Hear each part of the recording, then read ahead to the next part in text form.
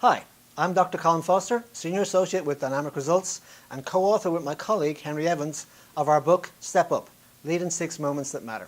You can follow me on Twitter at Dr. Colm Foster. In a recent blog, we spoke about our belief that leadership is a developable skill, and some of you have asked us to say a little bit more about that.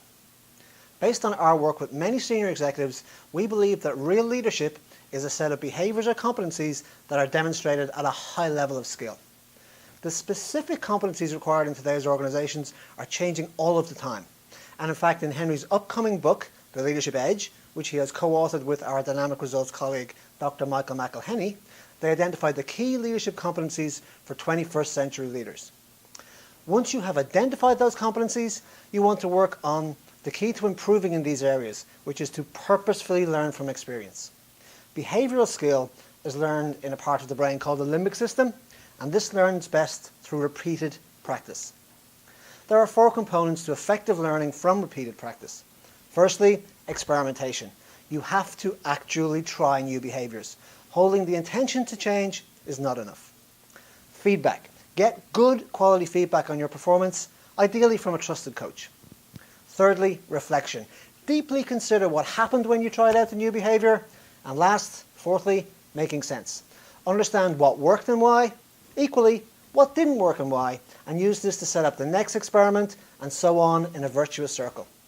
I'm sure as you're listening to me, you more than understand what I just said. But that doesn't make you any better at actually doing it. You have to practice what we're talking about today in order for it to become a sustainable competency. So, what might those 4 steps look like? Experimentation. I want to show more empathy with Mary and Xiaoyan, so I think I'll try to make a better personal connection with them. Feedback. Mary now says our relationship is better, which is great, but Xiaoyan doesn't seem to have responded in the same way. Reflection. I wonder why there's a difference. Is it to do with their personality? Is it to do with their role? Was I just more engaged with Mary? Maybe there's a cultural dimension that I was missing here. Making sense. I think I've misunderstood the cultural norms from my Asian colleague, so I'm going to have to approach the relationship building exercise with Xiaoyan in a different way, and here's what I'm going to try next.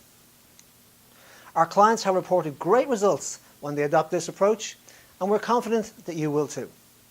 Thank you for your continued interest, and we look forward to bringing you additional insights from our experts in future blogs. Of course, if you or your team want to do a deep dive on Stepping Up, contact us for information on keynotes, workshops, and custom development programs which are designed to ignite leadership at every level of your organization.